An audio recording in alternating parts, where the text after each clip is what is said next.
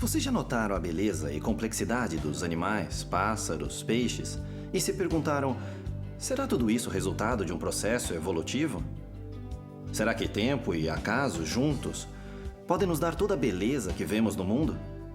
Olá, sou David Hames. Em alguns instantes, vamos examinar de perto alguns animais e provar que essa ideia está errada.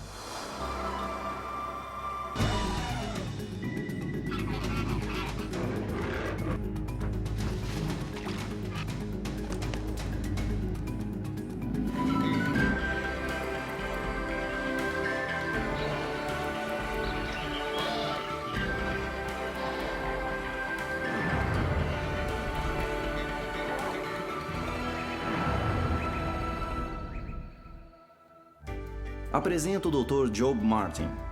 O Dr. Martin tem um histórico muito interessante. Foi professor universitário e dentista.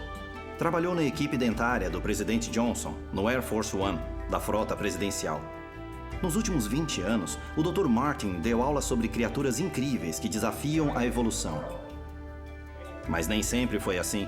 O Dr. Martin, formado em ciências e medicina, já acreditou na teoria da evolução. A evolução, como eu aprendi, começou com uma coisa chamada Big Bang. Dizem que esse Big Bang um dia estourou, liberando gás hidrogênio. Esse gás tornou-se pó e a poeira condensou-se no planeta Terra, que, segundo os evolucionistas, era muito seca. Passados milhões de anos, a atividade vulcânica produziu água. Então, numa dessas poças d'água, em algum lugar do planeta, elementos inorgânicos se juntaram e quando um raio-x ou algo parecido os atingiu, formou-se a centelha da vida. Afirmam que isso aconteceu há cerca de 3,5 bilhões de anos e que a tal centelha de vida, de algum modo, nesse espaço de tempo, transformou-se na primeira célula, o que aconteceu mais ou menos há 600 milhões de anos. Aos poucos, a célula tornou-se os maravilhosos vocês. A formação científica do Dr. Martin prosseguiria rumo à evolução, ou melhor, uma revolução, quando ele juntou-se à equipe de professores da Faculdade Baylor Denton. Este foi o início da evolução de um criacionista. No outono de 1971, eu fui até Baylor, em Dallas, para a minha primeira palestra sobre a evolução do dente.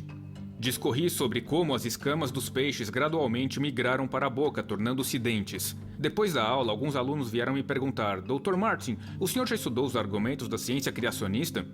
Isso foi em 1971 e eu nunca ouvira falar dela e eu já era cristão há 5 anos. E então eu pensei comigo: onde esses meninos querem chegar? Eu não conheço o assunto.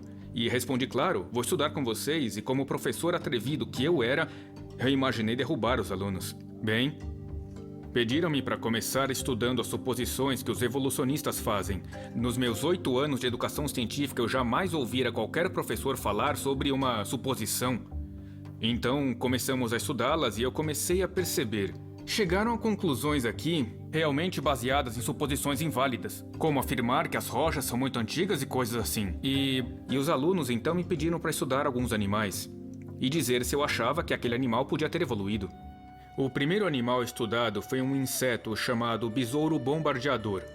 Esse pequeno inseto de 2 centímetros mistura elementos químicos explosivos. E eu comecei a pensar, muito bem, como ele evoluiu? Se a evolução está certa, você está evoluindo comigo e não possui mecanismo de defesa, mas a explosão é o mecanismo de defesa do inseto. Então, se a evolução está certa, como ele desenvolveu essa defesa? Então vamos pensar, na primeira explosão, o que aconteceu com o inseto? Bum! Explodiu em pedaços. Muito bem, pedaços de inseto não evoluem. Então o que aconteceu? Bom, ele não explodiu. Dentro dele tem uma fábrica que produz elementos químicos. Um deles age como catalisador, de modo que ao ser misturado com as outras substâncias ainda neutras, ocorre a explosão. Mas quando o elemento é produzido outra vez, pronto, o inseto explode de novo. Mas isso não acontece, por quê? Porque ele tem uma câmara de combustão com material isolante. Mesmo assim, ele se explodiria se não tivesse onde dissipar a explosão. Para isso, ele possui 2 canais na cauda e é capaz de apontar os canais para cima, para os lados e para frente. Se uma aranha o atacar pelo lado e ele não tiver tempo para se virar e atirar, ele poderá apontar a sua pequena arma para ela e atirar. A explosão desse pequeno inseto, observada com ouvidos humanos, parece apenas um estalo. Mas filmada num laboratório em câmera lenta, ela soa brrr, centenas de pequenas explosões em sequência tão rápidas que escutamos apenas um estalo. Surge a pergunta: qual o motivo disso? Bom, era uma questão muito interessante para os cientistas estudarem. Muitos da Universidade de Cornell e de outros lugares descobriram que se fosse apenas uma explosão... Bom, digamos que o inseto vá atirar numa aranha desse lado e, bum, ele atira e ele acaba se autoejetando para longe. É como acionar uma turbina, ele é lançado longe. Mas se forem explosões em sequência, ele se segura com suas pernas. Como a evolução explicaria uma explosão sequencial? Esse pequeno inseto desafia todas as teorias da evolução. Não há como um processo lento e gradual produzir esse inseto. Não há como, nem mesmo nas mais recentes teorias evolucionistas como a do equilíbrio interrompido, onde a evolução é muito rápida, não há como explicar esse pequeno inseto. E eu comecei a perceber como esse pequeno animal poderia ter evoluído. Ele precisaria de todas as suas partes juntas ao mesmo tempo ou não existiria o animal. Eu senti um mal-estar, para ser bem sincero, e a minha esposa é testemunha de que esse mal-estar durou 5 anos. Foi uma luta de 5 anos para mudar minha maneira de pensar. Mudar de um pensamento evolucionário para entender que esse animal, essa criatura, esse inseto que seja, foi criado em sua forma final como existe hoje, pois isso ia contra tudo que eu havia aprendido. Vocês sabiam que o animal mais forte do mundo é o besouro? Na verdade, um besouro rinoceronte é capaz de carregar 850 vezes o seu próprio peso nas costas. É como se eu carregasse mais ou menos umas 60 toneladas. Acho que não consigo. Mas vamos ver o animal mais alto do mundo. A girafa mede cerca de 5,5 metros. Para enviar o sangue por aquele longo pescoço, contra a gravidade, a girafa dispõe de uma poderosa bomba, seu coração. O coração da girafa chega a medir 76 centímetros. Uma poderosa bomba. Tudo vai bem na vida da girafa até que essa criatura de 5,5 metros decide que precisa beber água. Então ela abaixa a cabeça para alcançar a água e daí temos um problema. Em vez de bombear contra a gravidade, seu coração agora bombeia a favor. E então o coração ele se contrai e o sangue é projetado com força pelo pescoço abaixo, atinge o cérebro e estoura os miolos. E acabou o cérebro da girafa, entendeu? Ela está morrendo e pode estar pensando: eu preciso evoluir para resolver o meu problema. Quando eu me abaixo para beber água, eu estouro os miolos. E sabemos que animais mortos não evoluem. Mas seu cérebro não estoura, porque quando ela abaixa sua cabeça, existem pequenas válvulas que se fecham ao longo da artéria do pescoço. Mas a pressão sanguínea no segmento após a última válvula ainda seria suficiente para estourar as arteriolas de seu cérebro, mas o sangue não entra no cérebro. O último segmento, que fica sob o cérebro, age como uma esponja. E essa esponja expande suavemente, permitindo ao animal beber água sem danificar o cérebro. E então aparece uma zebra correndo ao seu lado, mas a girafa ignora. Mas depois vem um leão. Opa, esse bicho quer me comer. É melhor eu dar o fora. A propósito, como ela sabe a diferença? Evolucionistas não nos explicam isso, mas o fato é que o leão chega, vai comer a girafa, e então ela se levanta, corre uns 5 passos e desmaia, com pouco oxigênio em seu cérebro. O leão aproveita a girafa desmaiada e a devora. E aí a girafa pensa: preciso evoluir aqui. Eu desmaio quando me levanto muito depressa. Mas obviamente ela não desmaia. Por quê? Porque Deus a criou. Quando ela levanta a cabeça, as válvulas da artéria do pescoço se abrem. A esponja sob o cérebro esvazia suavemente o sangue oxigenado para dentro do cérebro. Há também válvulas que se fecham nas veias que descem pelo pescoço. Quando a girafa começa a correr, tudo está bem. A pressão do sangue está normal. Bom, como isso evoluiu? Ela precisa de todas essas partes juntas ao mesmo tempo de uma vez ou estará morta. Então, a girafa é mais um exemplo de projeto. Ela precisa de um projetista que a construa do jeito que ela é. A girafa mais alta do mundo chamava-se George. Morava no zoológico Chester, na Inglaterra. George tinha 6 metros, até a ponta dos chifres, que aliás chamam-se cornos. Há outro fato interessante sobre as girafas. Elas não possuem cordas vocais.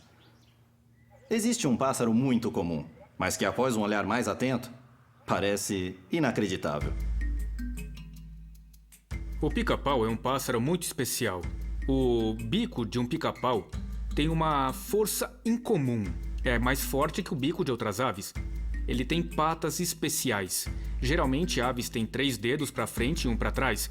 O pica-pau tem 2 para frente e 2 para trás. Por isso, ele pode subir o tronco vertical das árvores, dar a volta nele, ir a qualquer direção, para cima, para baixo e para os lados.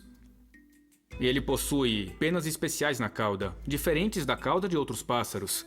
São mais resistentes, esponjosas, são muito fortes e duras, porque ele usa essas penas como uma terceira perna. Assim, ele se agarra ao tronco, abre as penas da cauda e martela a árvore com a cabeça.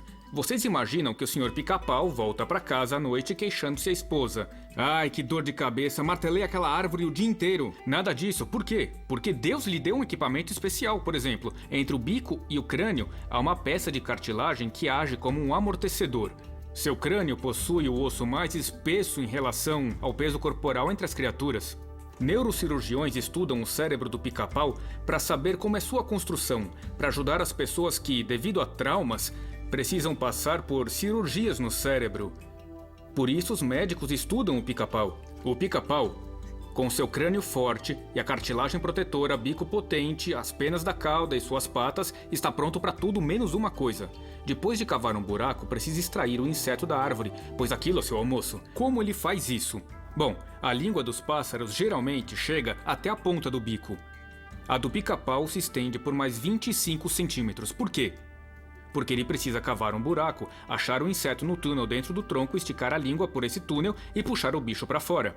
Agora me diga, será que você pode esticar a língua a ponto de caçar um inseto dentro do tronco? Claro que não. Como o pica-pau consegue? Deus criou o pica-pau e colocou pequenas farpas na ponta de sua língua. Assim, ele consegue espetar o inseto e não o deixa escapar. E se isso não bastar, ele tem uma glândula na língua que produz exatamente a cola necessária para grudar no inseto, sem grudar a língua no bico. Assim, ele puxa o inseto para dentro da boca, o que seria um problema se a evolução fosse verdade. Digamos que em centenas de milhares de anos, o pica-pau conseguisse todo esse equipamento e então colasse o inseto na língua e engolisse o almoço. O que aconteceria com a língua? Ele engoliria e morreria sufocado, né? Mas isso não acontece. Por quê? Porque, ao trazer o inseto para a boca, uma outra glândula produz um solvente que desmancha a cola. Ele dissolve a cola, solta e engole o inseto. Deus o fez assim. Pica-paus, ao bicar, abrem os olhos entre cada bicada. Eles focalizam o ponto, apontam o bico, fecham os olhos e golpeiam a árvore. Você pode ouvir um brrr, brrr. Toda vez, em cada sequência entre cada bicada, ele abre os olhos, focaliza, aponta o bico e atinge o tronco. Por quê? Pensava-se que era para evitar lascas de madeira, mas os cientistas mediram a força do impacto da cabeça do pica-pau contra a árvore, e essa força é tão grande que se ele não fechasse os olhos, eles saltariam das órbitas. Por acaso alguém já viu um pica-pau cego?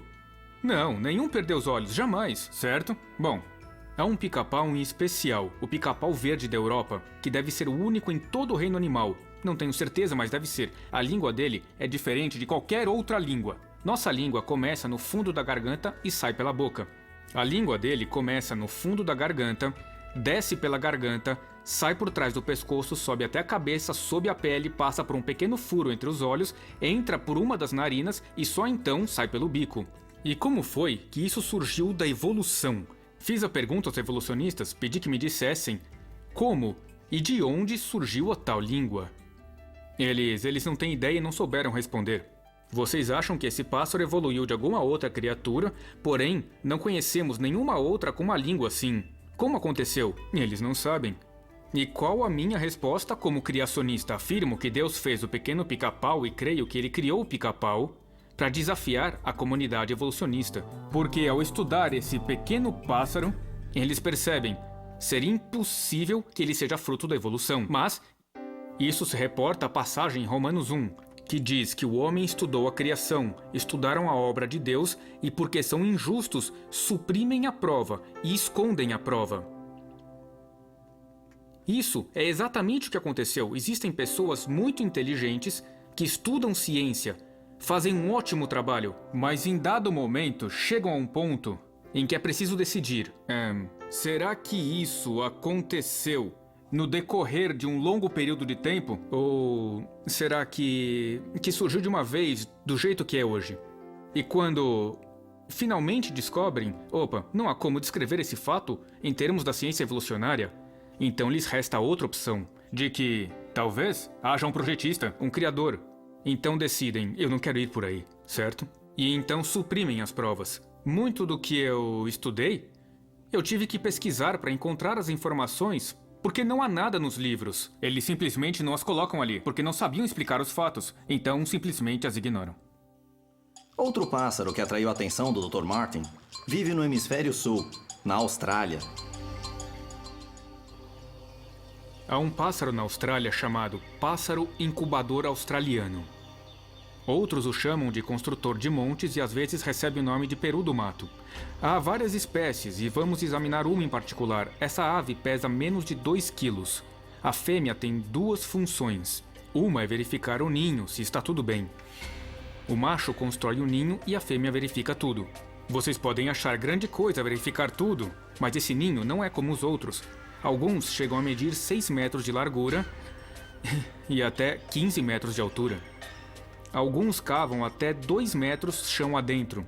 Construções enormes, por isso essas aves têm o nome de construtores de montes. A fêmea vem e cava dentro do ninho. Ao sair, ela diz ao senhor pássaro: não gostei desse aí. E ele responde: tudo bem, me dê mais 1 ou 2 meses e eu faço um outro. E ele constrói outro ninho, digamos que ela gostou desse. Surge então a segunda função, que é botar os ovos. Ela põe um ovo a cada 3 dias durante 7 meses. Mesmo pesando menos de 2 quilos, cada ovo pesa aproximadamente 200 gramas. Quase do tamanho de um ovo de avestruz. Não pode ser. Assim ela morre, não é possível. Mas sim, ela consegue. A fêmea dessa espécie produz ovos com a casca muito grossa e com poros. Todo ovo tem poros. É como respiram, mas nesse, os poros têm a forma de casquinha de sorvete e a ponta do cone está virada para dentro. Assim, à medida que o pintinho se desenvolve dentro da casca, chega um dia em que ele não tem ar suficiente, ele sufoca e não consegue respirar, e então ele começa a raspar a casca, desgastando a parte interna do ovo. Isso aumenta os buraquinhos e ele vai gastando o cone. Ele vai fazendo isso até finalmente quebrar a casca. O macho toma conta do ninho. A fêmea, depois de pôr os ovos, sai e é ele quem toma conta. Você diria, isso é um grande problema? Bom, e é mesmo, porque, cada espécie precisa de um determinado tipo de ninho. E nessa que estou descrevendo, o macho mantém o ninho a 32,7 graus Celsius durante 7 meses. Se houver variação de mais de meio grau para mais ou para menos de 32,7, o filhote morre. Por isso, o macho fica atento o tempo todo, ele cava até o fundo para verificar a temperatura. E os cientistas não sabem como ele mede a temperatura, mas ele mede. 33 graus, quente demais, eu preciso tomar providências. Então ele sai e joga areia sobre o ninho tentando refletir a luz do sol ou fazendo outras coisas. E ele também mantém a umidade do ninho em 99,5%. Se baixar para 80%, o filhote desidrata e os ovos secam. É preciso manter os 99% de umidade. Manter 32,7 graus Celsius, 99% de umidade, isso é impossível para uma ave de menos de 2 quilos. Quando o filhote sai do ovo, já tem todas as penas. Que eu saiba, é o único que nasce pronto para voar, mas ele não pode voar porque está enfiado lá embaixo do ninho. Ninguém alimenta esse filhote. O pai não alimenta, a mãe não alimenta. Ele sai do ovo e percebe que tem que dar o fora do ninho. E então ele se deita de costas e começa a raspar as folhas e os galhetos que estão em cima dele, até ficar meio enterrado. E então sacode as folhas e compacta tudo com suas asinhas e recomeça a raspar. Mais material cai, ele se limpa e compacta tudo e ele leva 3 dias para conseguir sair. E ninguém explicou isso para ele, ninguém disse como, para que lado, o que tem o que fazer. Então, como ele sabia isso, a evolução não consegue explicar essas coisas. Muito bem, o filhote saiu e ninguém ensinou o que ele deve comer. Mas ele sai, sabe o que comer e como achar a comida. E no ano seguinte, o novo macho vai construir um ninho, sem que o pai lhe tenha explicado como. Ele começa a fazer o monte sozinho. Ninguém mostrou como fazer. É um milagre, é um milagre. Olhando para o pássaro incubador da Austrália, a gente se pergunta: como ele evoluiu? Se a evolução for verdade, como foi que aconteceu? Mas eu digo que só Deus pode fazer isso. Eis aqui algo que todos nós tiramos da geladeira, toda manhã. Se você colocar um ovo na água morna, verá que ele solta bolhas. E por quê? Porque a casca é cheia de buraquinhos. Um ovo de galinha tem cerca de uns 10.000. Esses buracos servem para o filhote respirar, pois o ar entra pelos furinhos. E também para jogar fora os dejetos do ovo, porque o pintinho come a gema para crescer. E a gema digerida produz dejetos, solta água e outros elementos. E esses dejetos devem ser jogados fora, ou, por exemplo, parte da água deve ser eliminada ou ele morre afogado. Como explicar esse mecanismo complexo e o momento exato para um ovo se desenvolver? E tudo isso acontecer de modo que o pintinho sobreviva em cada etapa do processo. Tudo deve ser feito num dia certo e numa ordem certa e no tempo exato, ou o filhote morre.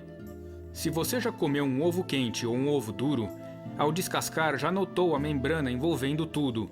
Essa membrana tem uma função, da qual já iremos falar. Porém, uma das pontas do ovo é achatada, parecendo que a galinha deixou uma parte vazia. Esse lugar é especial, chamado bolsa de ar.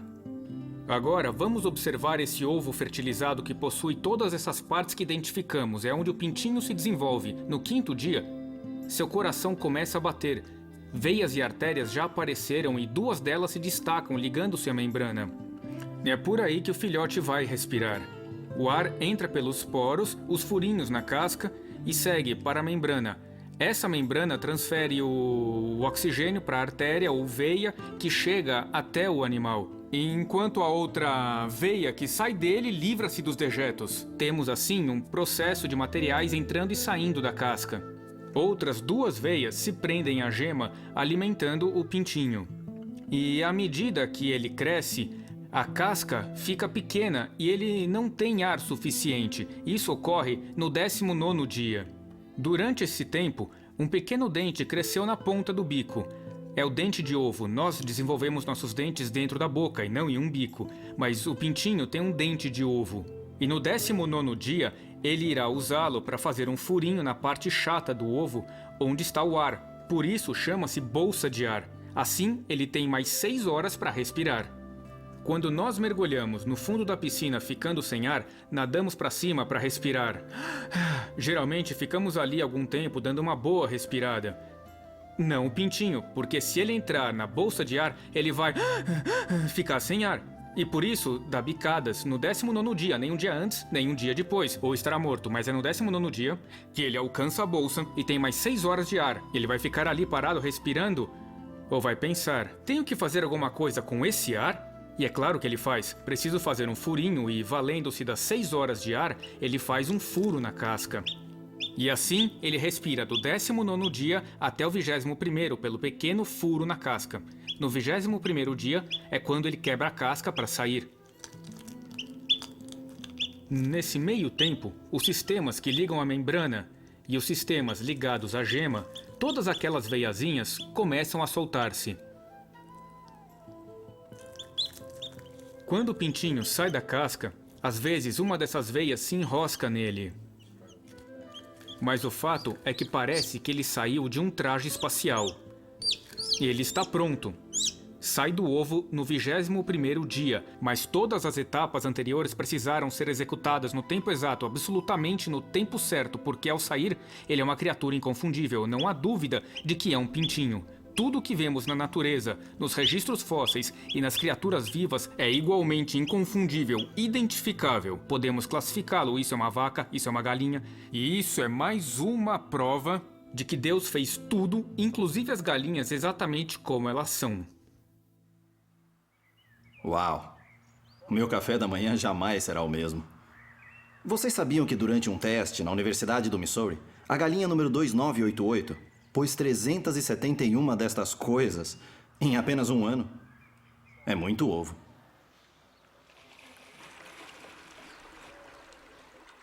Existem animais que respiram ar, mas ficam mais à vontade dentro da água. O castor, por exemplo.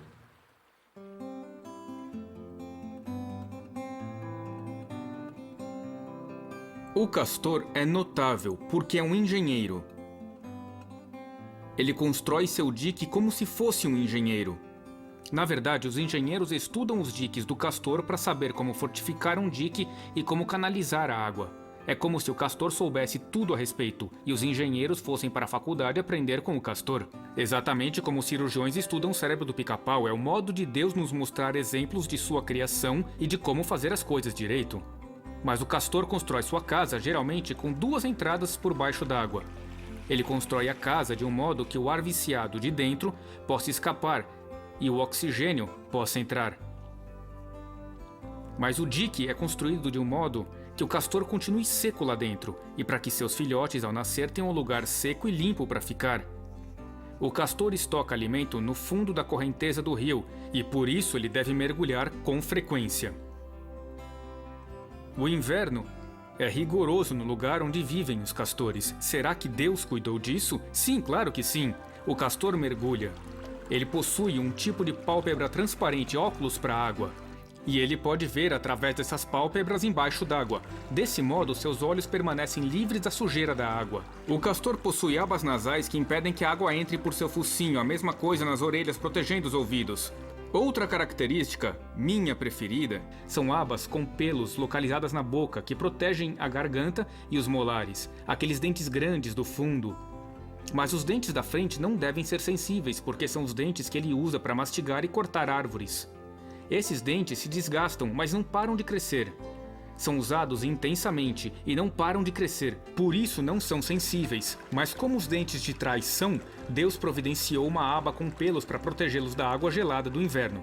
Observem o castor nadar, ele pode pegar um galho bem pesado e mesmo assim arrastá-lo, atravessando a corrente do rio. Ele quer chegar até aqui, mas ele está lá e há uma correnteza no meio.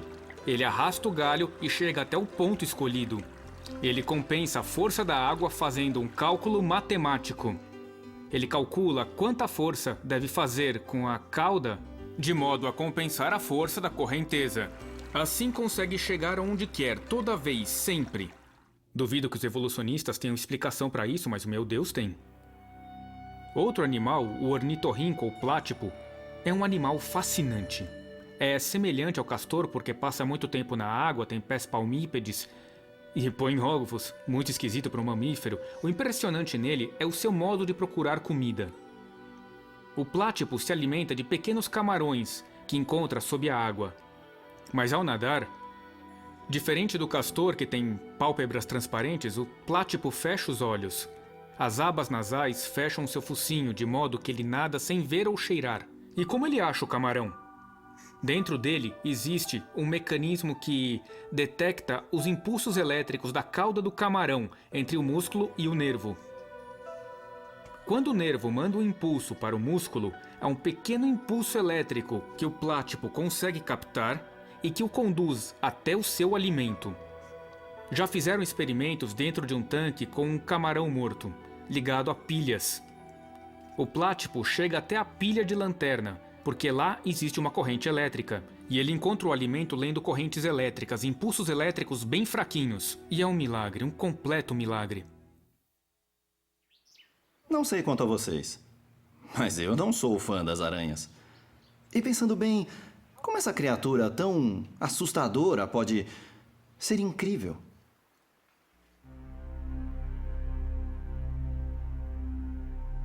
Existe uma aranha no Texas e em outros lugares dos Estados Unidos chamada aranha dourada dos jardins, também chamada de aranha zíper, porque no meio da teia ela faz um desenho característico que parece um zíper.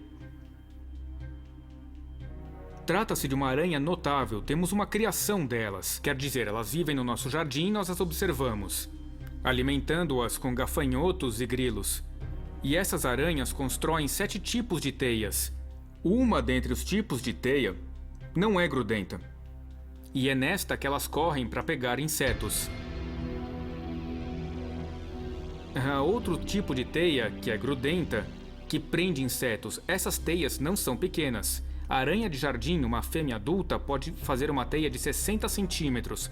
Elas ficam a menos de 10 centímetros do centro e fazem coisas muito interessantes. Se você chegar perto, quando estão quietas na teia, às vezes elas farão a teia vibrar como um trampolim. Para ameaçar, elas estão dizendo: afaste-se de mim, eu não quero você assim tão perto. Então, quando o inseto se prende, elas correm até ele e enrolam camadas de teia, rodando o inseto, envolvendo-o completamente, não só com fios finos. Isso é fascinante.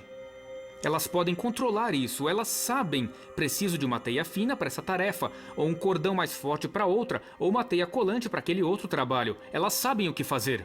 Algumas, logo ao nascer, ainda filhotes, na verdade, a fêmea põe de 30 a 55 ovos em uma bolsa. Outro fato interessante, ela constrói essa bolsa de ovos com um tipo diferente de teia.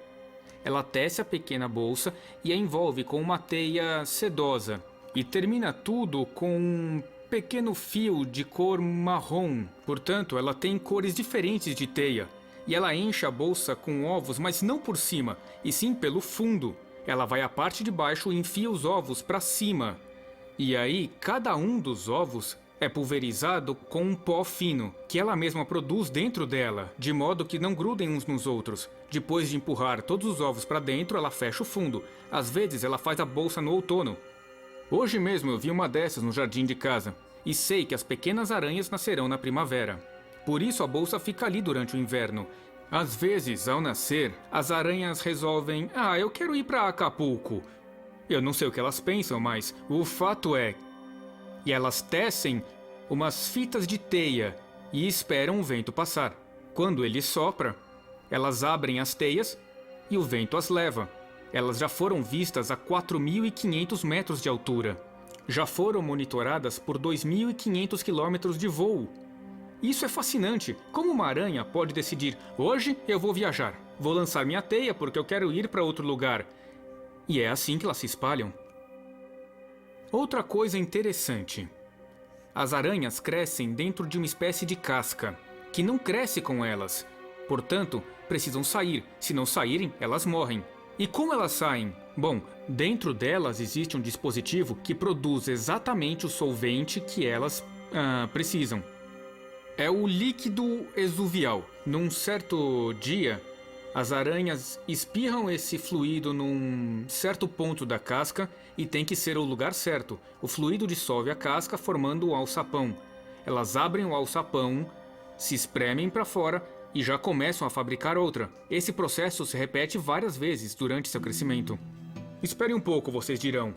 Se a evolução existe, como a aranha poderia desenvolver a capacidade de produzir esse fluido para dissolver a própria casca? Tem que ser o fluido certo para dissolver a casca. Tem que ser aplicado no lugar exato ou a aranha não escapa.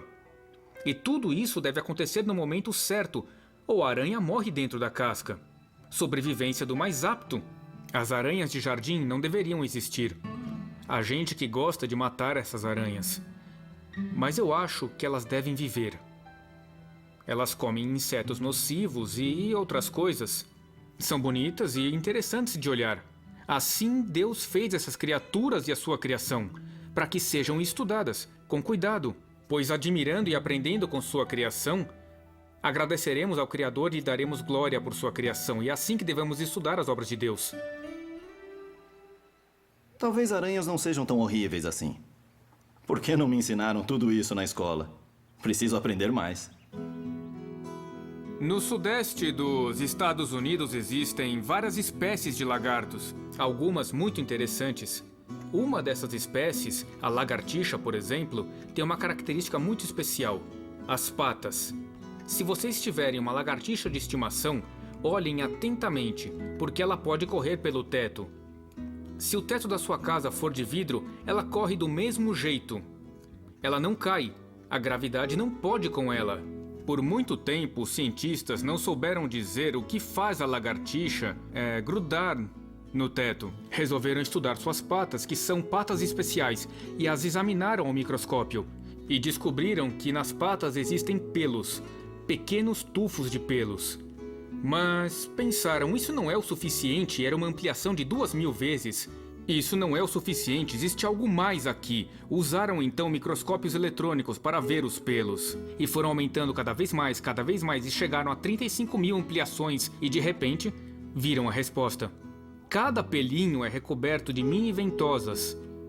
Mas é preciso uma lente que aumente 35.000 vezes só para ver as ventosas. As ventosas são tão poderosas que, se a pata não fosse especialmente criada, a pata da lagartixa ficaria grudada no teto e ficaria presa sem se mover. E é por isso que a pata da lagartixa é feita de tal modo que ela usa outras partes da pata para se desgrudar. Observe que a pata da lagartixa é diferente da pata dos lagartos comuns. A maioria tem uma espécie de dedo com uma unha bem grande. A pata da lagartixa tem umas almofadas arredondadas na sola. Desse modo, ela pode usar as ventosas da frente para desgrudar as ventosas de trás, ou usar as de um lado para desgrudar as do outro. A lagartixa faz isso com naturalidade.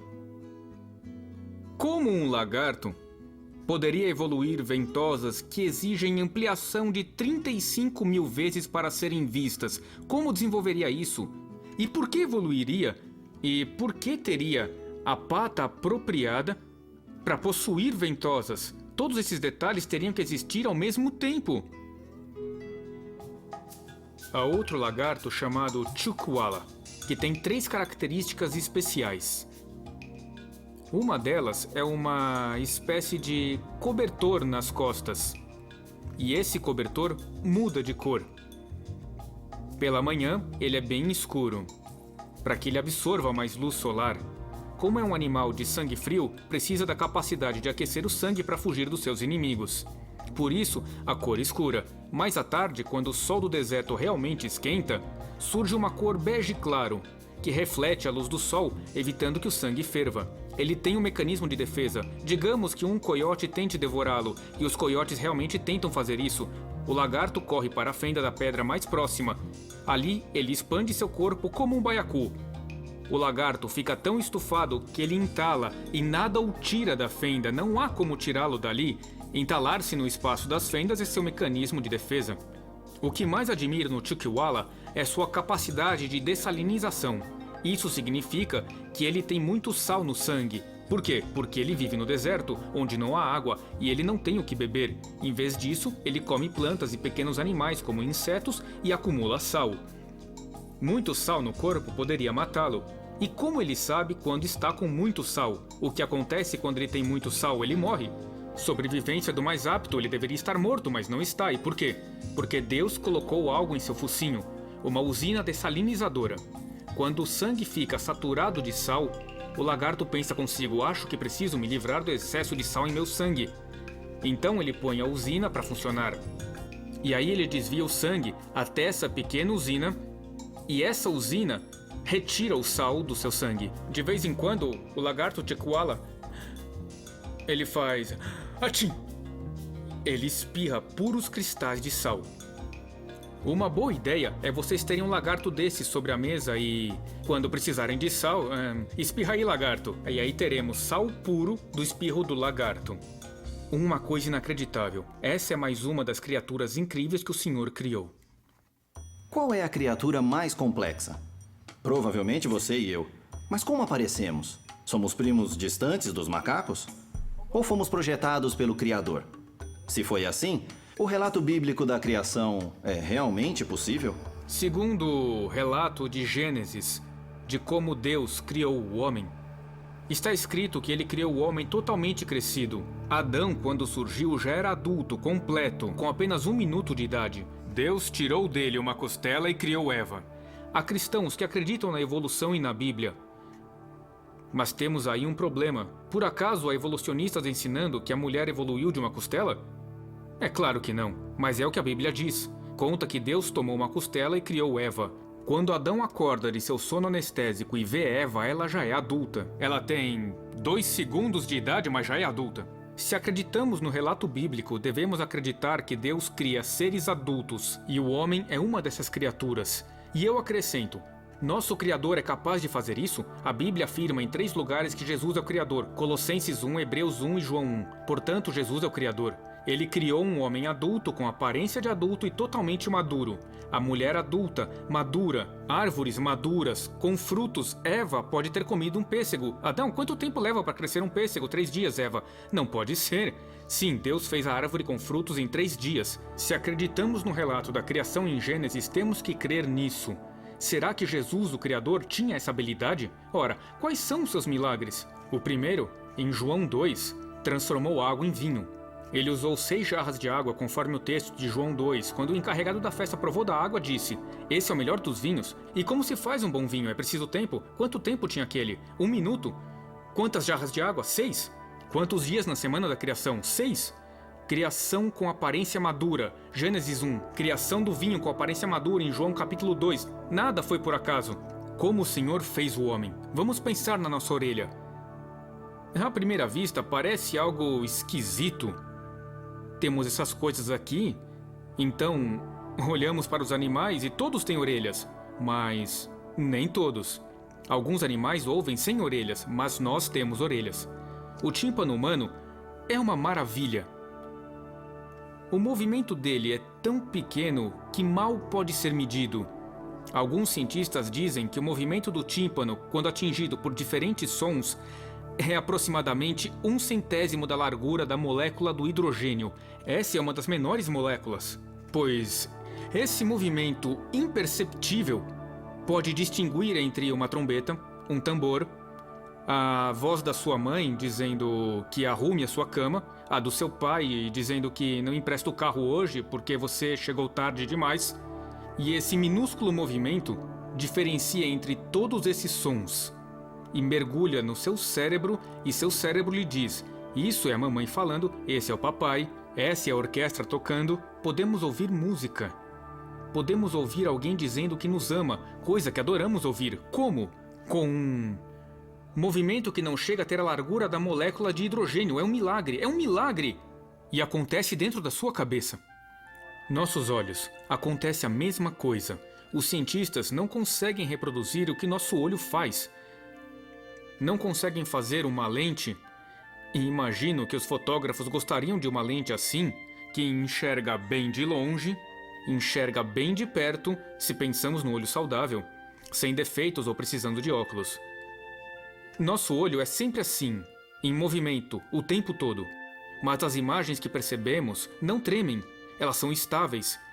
Como isso acontece? Deus criou o olho junto com vários músculos dentro da nossa cabeça. Planejou o modo como tudo interage com o nervo óptico e com o cérebro. Nossos olhos recebem as imagens invertidas. Foram feitos experimentos colocando nas pessoas óculos que viram as imagens de cabeça para baixo. No entanto, depois de 2 semanas, uma pessoa com esses óculos pôde dirigir um carro. Seu cérebro compensou a distorção. Agora, pense no modo como o corpo humano funciona, como o corpo evoluiu. Refletindo sobre o assunto, examinando algumas criaturas, olhamos para elas e pensamos: como é possível? Serão elas o resultado de um processo impessoal ao acaso? Ou será que existe um projetista? Um poder que teve a genialidade de projetar todos esses detalhes de modo que funcionem. Cada peça trabalhando em harmonia com as outras, resultando nessas maravilhosas criaturas que desafiam a evolução em todos os aspectos. Tudo isso prova a existência de um projetista, um criador, e eu sei o nome dele. E ele deseja ter um relacionamento com cada um de nós. E ele penetrou no tempo e no espaço, na pessoa de seu Filho, o Senhor Jesus Cristo, que é o projetista e o Criador, que tem poder e genialidade para criar tudo o que há. Agora vocês já sabem. Os animais são muito mais complexos e interessantes do que eu pensava. O Dr. Martin tem razão. Quando voltarem a contemplar toda essa beleza, compreendam, não aconteceu por acaso.